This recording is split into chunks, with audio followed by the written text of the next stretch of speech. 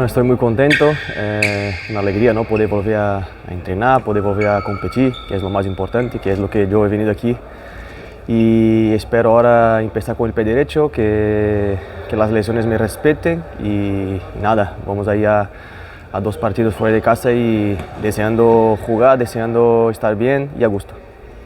Bueno, yo creo que son dos facetas, ¿no? Una alegría porque ellos han hecho muy buenos partidos, han ganado muchos partidos, ¿no? Sobre todo fuera de casa, pero claro, fastidiado porque yo no estoy jugando, no estaba entrenando, estaba con la sensación de que podía estar ayudando dentro de la pista y no conseguía.